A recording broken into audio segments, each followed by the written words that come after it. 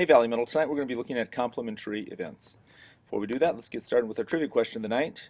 What is the longest word in the dictionary? We'll be back with the answer to that after instruction. Tonight officially our target is 9.1D. I can find the probability of complementary events. Let's do this thing. Alright, here's a box. There are 8 red, 7 blue, and 6 green balls in it. One ball is picked up randomly. What's the probability that it is red? Well, we got 8 red balls, and there's a total of 21. So we have a total of 821. That's the probability of the event. What's the probability that is not red? This is the probability of the complementary event. So there's 8 chances of it being red, and there are 13 chances out of 21 that it won't be red. So tonight we'll be focusing on the complementary event. In order to do that, we really have to look at the event itself as well. Let's take a look at some vocabulary words here. Here's the big one tonight, complementary events. All events that are not the outcome or not the favorable outcome or the desired outcome. So when you look at rolling a die, the probability of rolling a 1 is 1/6. The probability of that complementary event is 5/6. Probability of rolling a 3 or 4, well, that's 2 out of 6 or 1/3. The probability of rolling the complementary event would be 4 out of 6. Or 2/3. It's important that we always express these in lowest terms. So complementary events are like looking for the opposite of what you're looking for. So let's take a look at this example here.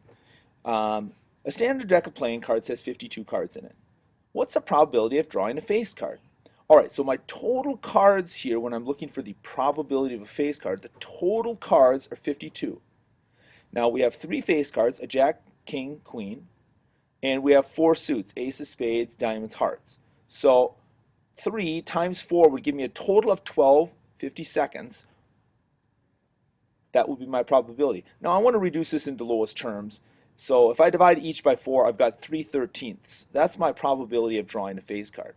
So what's the complementary event of that? Well, let's think about it. Here are the face cards, 3/13. And all of the other cards, anything else is going to be 10/13.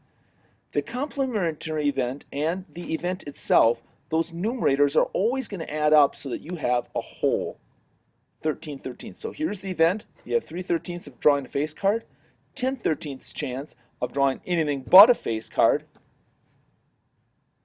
and a whole. They add up to be the whole. 3 plus 10 is 13/13. All right? If you wanted to think about it this way too, without reducing, you have 12 50-seconds. That's your probability of drawing a face card. It would be 40 50-seconds of not drawing a face card. All right, time for you to get involved in this lesson. All right, I'll work through the event and I'll have you figure out the complementary event. We're back to the standard deck of cards. What's the probability of randomly drawing a 2 or a 3? Okay, so here's what we're looking for, the probability of a 2 or a 3. Well, there are 4 2s and 4 3s, and we all know that. So that gives me 8 50-seconds. That's my probability of drawing a 4 or 3. Now if I reduce that down to get the number a little more manageable, if I divide each by 4, I've got 2/13 chance of drawing a 2 or a 3. You figure out what the complementary event is. So you're figuring out the probability that it's not a 2 or a 3. Go ahead. Alright, let's take a look see how you did. Well, here's the event, 2/13. The complementary event is going to be 11/13 for a total of 13/13. Didn't quite understand that? We can do it this way too. We have 8 chances out of 52 of drawing a 2 or a 3, and 52 minus 8 would be 44. So 44 chances out of 52 of drawing something other than a 2 or a 3. Okay? The only difference is I like to work with the numbers reduced into simplest form. It just makes it easier, especially when figuring out that complementary event. All right, let's try another one before I cut you loose.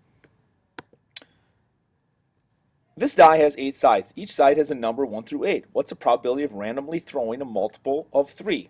All right, so here's my total possible outcomes when looking for the probability of a multiple of 3. I've got 8, right? 8 sides of the die.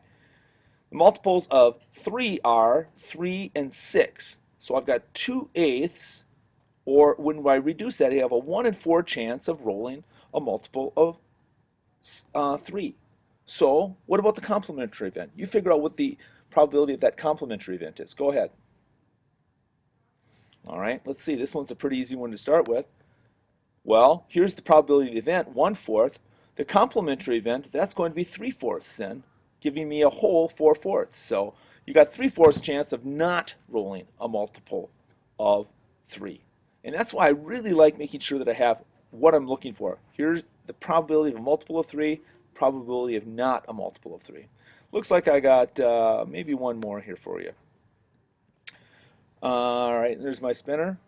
What's the probability of the spinner landing on a prime number? I'm going to have you do the whole thing. Remember that a prime number is a number with only 2 factors, like 1 and the number itself. Like 11 is prime. The only 2 factors are 1 and 11. Go ahead and see if you can figure it out.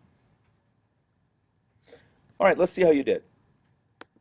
Well, these are the prime numbers on the wheel, 5, 17, and 3. 18 and 21 both have 3 as a factor, so they're not prime. So these are my prime numbers, and I had a total of 5. So 3/5 was my probability of spinning a prime number. The complementary event then would be 2/5. It's going to be the opposite of that. I bet you got that right. All right, here is your ticket to the show. What's the probability on a standard die of rolling a 5 or a 6? And what's the complementary event of not rolling a 5 or 6? Don't forget to express those in simplest form. All right, this one here, I'm not sure how this is going to work out. We'll just see how it goes.